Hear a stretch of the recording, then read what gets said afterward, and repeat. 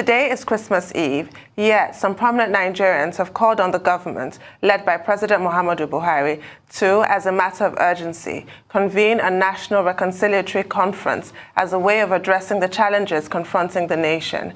Among those who made this call are former President Olusegun Obasanjo, the Sultan of Sokoto, and the President General of Nigeria's Supreme Council for Islamic Affairs, Alhaji Abubakar III. And President of Christian Association of Nigeria, CAN, Bishop Samson Ayokunle. In a report released after their security dialogue retreat in Abuja, the participants said a national reconciliation conference should be held to address the numerous challenges, including widespread insecurity that have stunted peace and prosperity in the country. According to them, the high prevalence of violent crimes, kidnappings, and fatal attacks in Nigeria are driven largely by social injustice and a failed economy.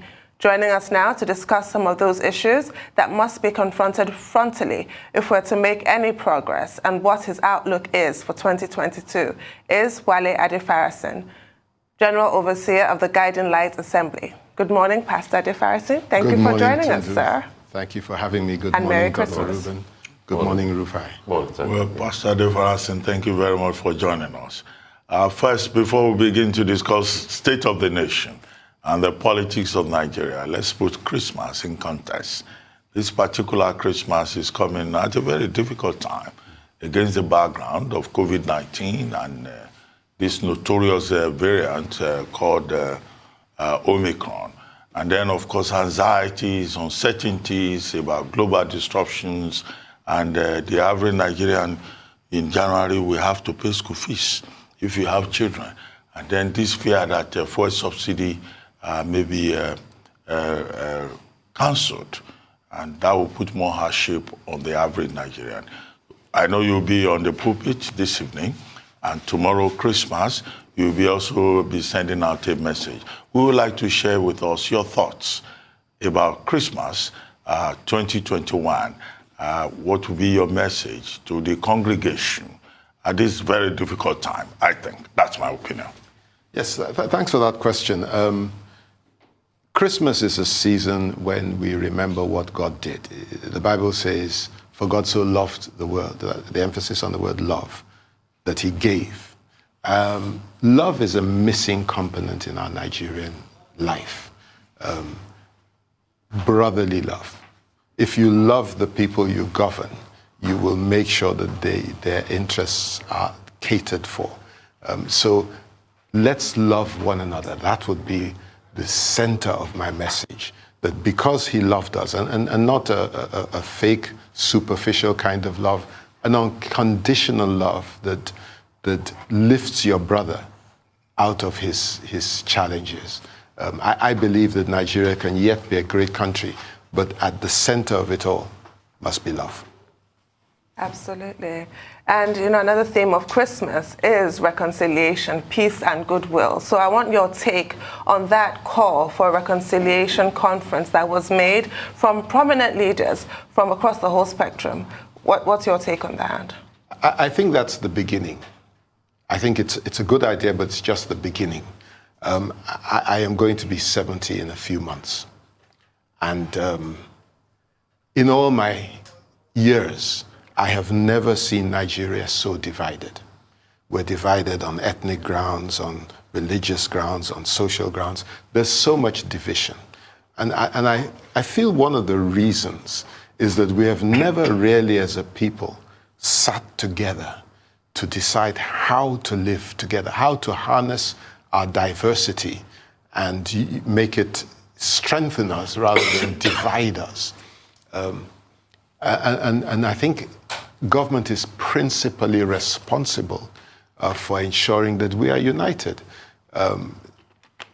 For instance, a lot of the cries of people for self-determination are based not on some instigation of politicians, but on the fear or on their perception of injustice, on their perception of inequality, of marginalization. These are the reasons that there are so many fears in our society. And these are things that must be addressed. And I really worry that we are going into another election season when we will just sustain the problems rather than face them, deal with them as best we can before we enter elections? Not every broken heart heals. And we have to be very frontal when we say that. So that's to tell a lot of people that it is best you try not to hurt people in the first place. Are we ever going to heal in this country? We have to. We are blessed with such tremendous resources, human resources, mineral resources. We have to heal. I have grandchildren now.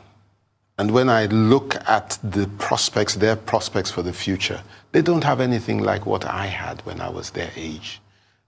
So we have to heal. For the sake of generations that are coming behind us, we have to heal. And we must do all that it takes to bring that healing. Well, Pastor, yes, healing. I mean, the whole thing about Christian eschatology is about hope, optimism. But let's go back to Nigerian politics, the state of the nation. What are those specific things that you think we need to do in this country? Some people are calling for a national conference. Some people are calling for restructuring. Some people are saying, look, we need a new electoral framework. That in itself is an issue. You know, these are issues that religion is not going to resolve. But you as a citizen, not as a pastor now, you know, what are some of those specific things that we need to do that can help us in this country? Well, I've said that we need to have this conference. Call it a national conference, reconciliation conference. We need to sit around the table and dialogue about how we live together. Scriptures teach me that can two walk together except they are agreed? We must have that dialogue.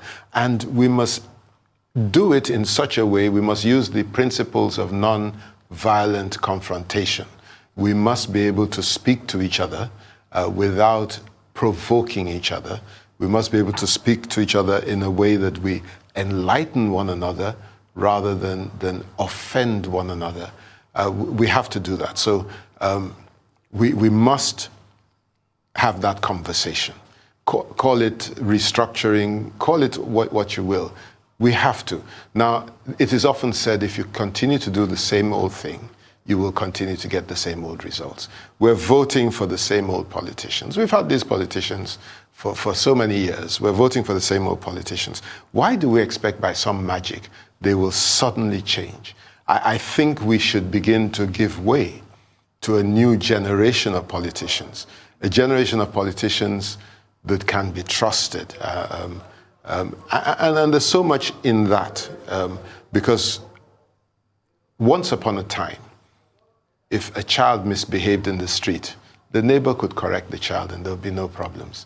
Today, our society has descended in its level of morality to the state that people do as they will. And so there has to be a lot of teaching. We've got to restore the values that our older generations were based on. I mean, my mother used to tell me how traders once upon a time would leave their wares by the roadside and just put the price. And people would come, pick what they wanted, and leave the money. That's not going to happen today. So yes, sir, I think we need to. Pastor, I mean, I get your point about holding a conference. We've been holding conferences even before, Nigeria became independent. Even after independence, we had a conference over how Nigeria should be, the rights of minorities. But many of these conferences do not produce anything. What do you think is really wrong that Nigerians cannot sit around the table in post-colonial Nigeria, contemporary Nigeria, and agree on certain things? And why do you think that government will say it's not even possible to have a conversation? And government will be dictating to the people. Well, the first thing is government say it's not on the table because the constitution that we have says our unity is indivisible and indissoluble and so on. And so government says it's not on the table. We cannot continue with that attitude. I think all the past conferences have been skewed. Government will appoint a number of people into the conferences so that they can influence the outcome of the conference. This is one of the problems. Can we have a conference that is not centered around politicians and their individual interests? Can we have a conference in which the Nigerian people are genuinely represented? That's what I think we need to do. And we will do it eventually. If it has to take us to the precipice before we get to do it, it's going to happen sooner or later. Well, earlier on, you referred to the fact that we're heading into the next general election pretty soon. 2023 is just around the corner, with a lot of foundational issues remaining unaddressed. Another issue, apart from how to manage our diversity, is the legislation that guides our electoral process. Where do you stand on the issue of electoral reform and the recent withholding of his assent, of President Buhari's assent, and the National Assembly so far, their inaction? I am bitterly disappointed that he withheld his assent. Now, the Electoral Act could have been better, but with the PIB, we started with something and then they started amending it. Now, one of my grouses with the Electoral Act is a fundamental problem of the political parties is godfatherism. Now, if one person can decide who becomes a candidate, and it is easy to do that when you have indirect primaries, it's just going to mean that person controls what happens in government. Okay. So I feel that we really need to make sure that bill becomes an act. It's difficult to be able to, hearing what is happening, trust that the National Assembly will back up its own act. You know, under our first system of government, the parliamentary system, the prime minister or the head of the government was subject to the parliament. Here, the parliament has become subservient to the executive, and it shouldn't be so. So yes, I think it's important that he signs, we get that bill passed. The other issue, obviously, was results transmission. We live in a world that has grown, that has developed phenomenally.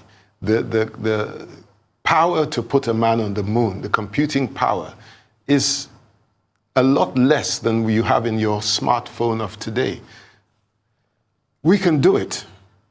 We don't want to do it because we want to remain opaque so that we can continue to rig elections. So they say God is love, but why is religion dividing us? Religion is man-made, okay? But it's supposed to be a route to find God. I don't think so. I don't agree with you entirely there. And I can only speak about my own religion, the Christian faith. The Christian faith is centered around one person, Jesus, and your relationship, your personal relationship with him. It's not ever about what you do. It's about what he did. So let's go back to religion, because this topic is not, let me leave religion and just explain it this way. Everybody has a right to their own beliefs. And I believe that our Constitution defends that. We need to be able to respect each other's own faith, not necessarily compromising ours, and work together on the things that don't divide us, on the things that unite us. We want to see a nation where people have decency, where there are values, moral values, and so on. Let's work together and do it, and we can. But religion is still a sticking point in this country, and it's dividing us every day, and it's supposed to be the path to find God. And that's why a lot of people are disillusioned. We have things like Muslim North, Christian South, and we enunciate narratives like that. And even pastors in the church, we hear people say, okay, endorse this person because he's a Christian, don't vote for this because he's a Muslim. That is a point we have arrived at because of the way we have mismanaged our society, our economy, our country. That's where we've reached. Let me give you an example. As we sit today, most of the appointments of this administration have been lopsided. They tend to have favored, more in the strategic offices, they tend to have favored Muslims. And then we're being told that there's absolutely nothing wrong with a Muslim ticket. Now, I don't have a problem with that. What I say is this. In a perfect Nigeria, it doesn't matter where a leader comes from, what his religion is. But we're not a perfect Nigeria. We're a Nigeria that has become divided because of the things that people have done. So, after 8 years of a Muslim, it only makes sense that a Christian becomes president next. After 8 years of somebody from the north, this is to begin to foist inclusivity, to deal with perceptions of injustice, of marginalization. We need to do things like federal character rotation of offices so that we can build that inclusivity. One day we will become the perfect nation that doesn't care where a president comes from, but that he's delivering the goods. Well, Pastor, one of the issues we discussed this morning is about this season, end of year. There will be a lot of celebration, there will be a lot of, festivals, social calls, families coming together. And the Presidential Steering Committee in Nigeria has said, like some similar organizations all over the world, that look, people can, yes, practice their religion. Government has no problem with Christianity. But there's something called a crossover service, right, Pastor Tunu? That there should be 50% attendance. And that if it is possible, people should just stay at home, because there is a demon called the Omicron variant that is spreading. And that, look, Christmas celebration, New Year celebration should not become a cause for regret. I mean, you run, Guiding Light Assembly, and there are already activities for this season. What are your thoughts on this menace of COVID-19 and Omicron and the directives that has just been rolled out by the Presidential Steering Committee and the MPHCDA that is in charge of immunization? I take it very seriously. I think it is very important for us to do everything we can do to protect ourselves, to protect our people from this virus. And as you know, this has been going on 2 years now. And people are beginning to become tired of the protocols and all that. Now, throughout COVID, we went virtual with our services, and we also made sure that where government says 1 seat in between every seat, we've had 2. We've gone above and beyond the requirements. When it comes to crossover, if you remember last January, there were lots of cases of COVID because people insisted on continuing to go to parties and events, and this is how they got COVID. So I agree with you that we should restrict our movements. Now, coming to crossover service, last year most people didn't have a crossover service, and so they're anxious for one today. So we, in my church, have reached a compromise. We will have a service from 7 to 10 p.m., during which we will definitely be way under the 50% capacity. And then we can all go home and tune in virtually to celebrate the incoming year for about 15, 20 minutes together at midnight. That's what we're going to do. And I urge others to do that as well, because we must kill this virus. Well, a lot of people will level the criticism against religious people who go around rebuking and rejecting and carrying on life as normal, refusing to wear masks, refusing to get vaccinated, saying they're covered with the blood of Jesus and what have you. And it's an off-cited criticism of Nigerians that there's too much God in our discourse. What is your opinion? You know, people need to understand faith. They really need to understand faith. There were medical practitioners in Jesus' time. In Jesus' time, it was, well, in biblical times, that is when quarantine was one of God's laws was, if you have leprosy, for instance, you have to be separated from people. So we need to be practical. Jesus answered when he was tempted to jump. He said, thou shalt not test the Lord thy God. Wear your mask. Social distance.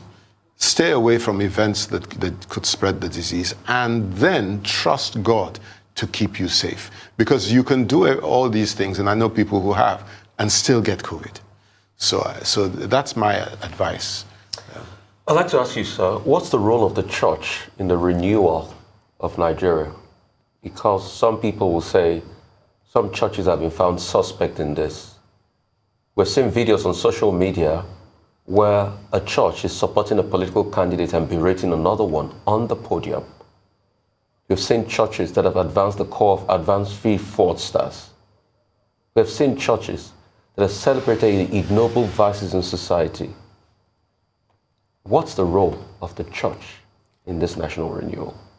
Now, what you are calling the church may not be what I call the church. I mean, as far as I am concerned, the church is a body of people that are following Jesus Christ. God does not have denominations. Denominations are man-made. Okay. Now, our constitution as a nation protects the rights of freedom of worship. So anybody can start a church. Doesn't matter what his persuasion is. Anybody can start a church, provided he sticks to the rules.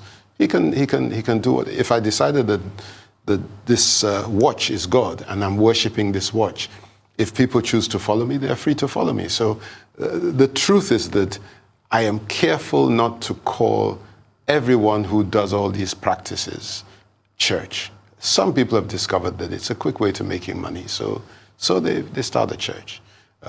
What is the role of the church? The church is responsible to God for the nation. I believe that the church should equip and train people to be good journalists, to be good doctors, to be ambassadors of his kingdom wherever they find themselves. So we disciple people. We teach people. We prepare people for their life outside the four walls of the church. So the real work of the church is not within those four walls. It's outside the four walls. That's what I believe the church is. And so we will answer to God for our role when the time comes. Well, I mean, one of the major issues right there on the table is elections in 2023. And I know that, you know, when it is election season, churches also tend to play a role because the congregation, they look up to, you know, the general overseer, the daddy, you know, what you would like to say to them. Do you have any anxieties about how we're going about this preparation for the 2023 general election, particularly with regard to where the president should come from, who should be a part of the process, because these are the same people. One of my major arguments has been about the conflict, the contradiction between private morality and public morality in Nigeria. Some of these people who run Nigeria who misbehave that we complain about, either they are politicians or persons occupying political. They are big men in the churches. They are the ones who get the front rows. But they go there and they do something different. When they come to church, they are like this. When they leave church, they are different. Does that bother you sometimes that some of these important people that get the front row in church are the same villains running Nigeria down? You must know some of them. Yes, certainly. Of course. You know, there was a day that my father took me as an 8-year-old into the Cathedral Church of Christ. He was the chancellor to the Lagos Diocese. Yeah. And he took me into the Cathedral Church of Christ, and the bishop was preaching at this evensong. And the bishop said something that struck me as a small boy in those days. He said, "Do as I say, not as I do." And I realized that there was something patently wrong with that statement. That if I say you should do it, then I should be able to do it myself. So the first thing in answer to your question is, one of the things we teach Christians is you have to be exemplary. You have to set an example. Don't preach what you don't do. Now, when you bring it specifically to elections, the first thing I'd like to say is that I find it wrong for me as a general overseer to make public my own partisan feelings. So I think that I have members, people that are in PDP, APC, ADC, all the different parties in church. And so I will not support any one person against the other. But I have a right to vote, and I have my own personal convictions. Again, I think we need to get to that point where we investigate anybody who wants to become a political leader. We need to know where they're coming from, what's their educational background, what do they have integrity, do they have all these qualities that we need? Because if we don't, we're going nowhere. If we keep on putting in people who are kleptomaniacs and who will not move the nation forward, we're going to keep on getting the same results. So I think that instead of thinking about whether the president should come from the north or south at this point in time, let's think about what needs to be on the foundation before we talk about elections. Time is short, but we really need to do something, and I think before elections.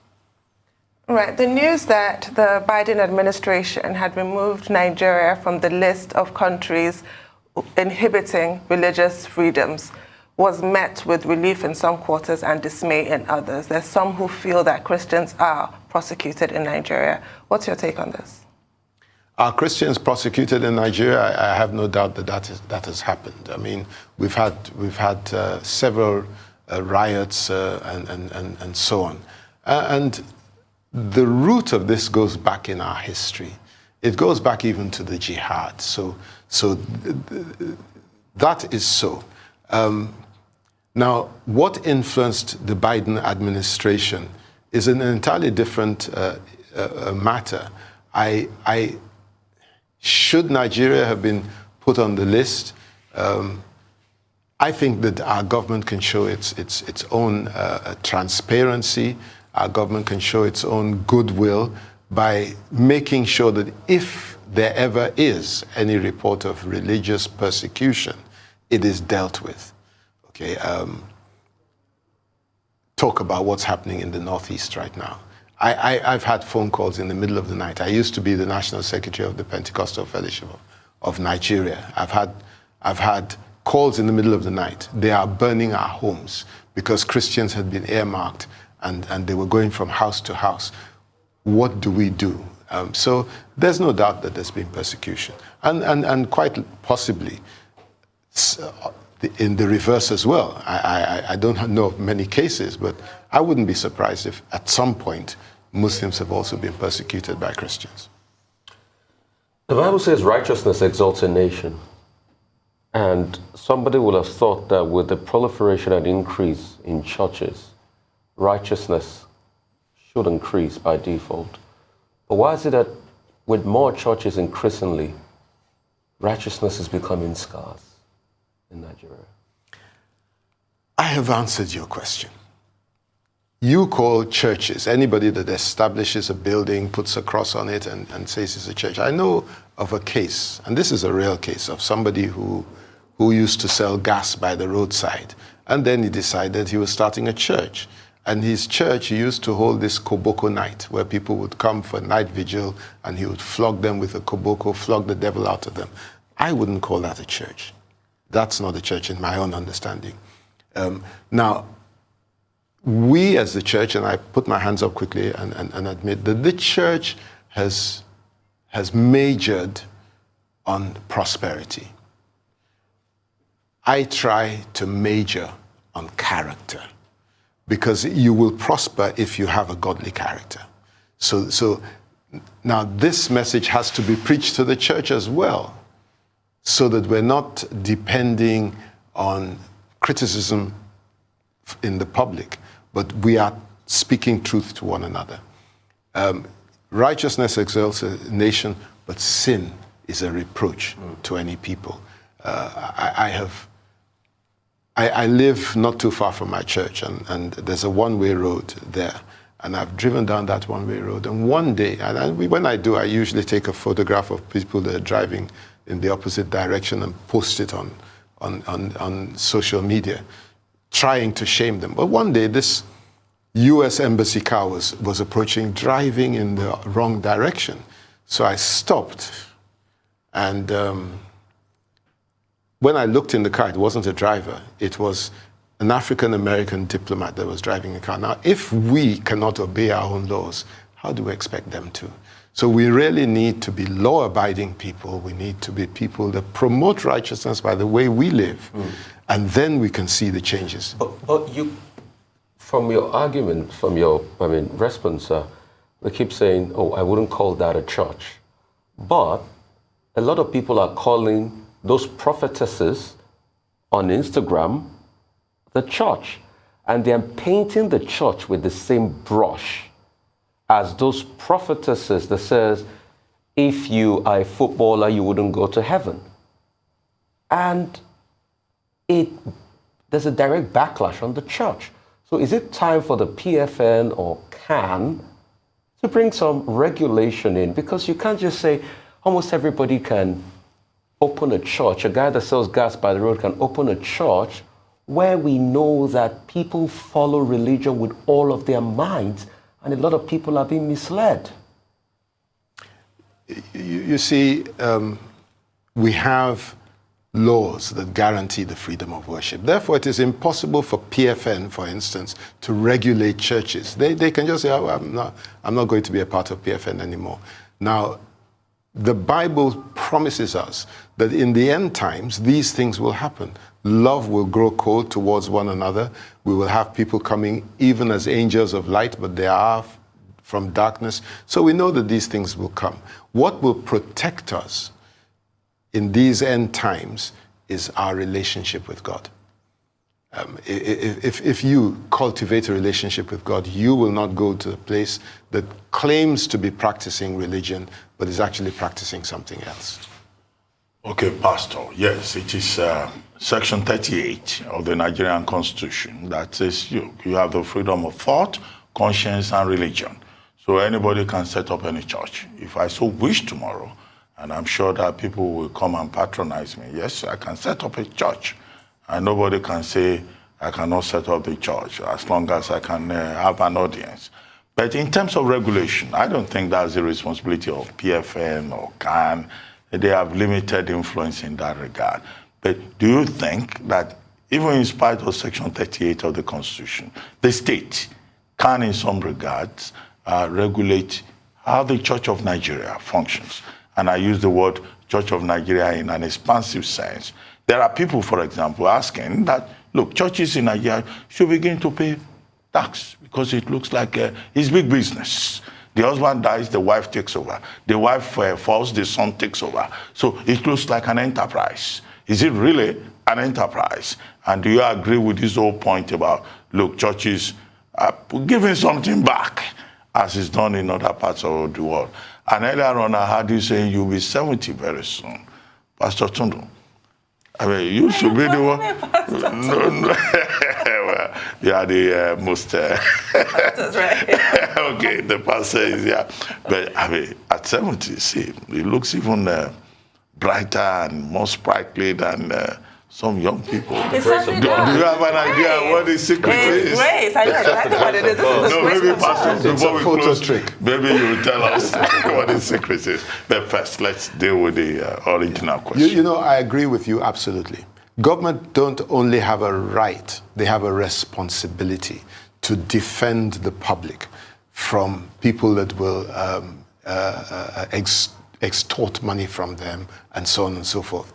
So that's a responsibility. Now, in a nation like ours, it has to be handled with caution. You know, one of the things that will make it work is if churches actually do submit externally audited accounts, for instance, to the government bodies. I mean, we have been doing so for upwards of 20, 30 years. So that's important. I think we need to have that. We need to, and there are regulations. Okay, now, when it comes to taxation, you tax profit, not necessarily income. Now, churches are registered under Part C of the CAC, which makes them non-profit organizations. Now, some churches run businesses. For instance, if I had a bookstore in my church premises, it is making a profit, I ought to pay tax on that profit. But I think it would be very difficult for government to be able to explain how and why they want to tax the income of churches, which has come from people who have already been taxed. Now, I think the problems arise from the management or mismanagement of the funds that come into churches. And that's why this perception is they're making too much money. They're not making money. They're being donated money, sometimes because people have been manipulated.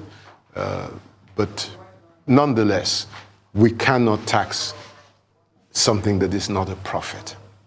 Well, we only have a minute to go, and I know you know the saying of preach the gospel often and when necessary use words, meaning actions should be louder than words. What charge do you have for Christian political leaders in this country? I know I'm not going to ask you to critique them or name them, but how do you feel about them and what would you like to say to them at this time? I would say always remember that you are an ambassador of Christ and therefore behave like one.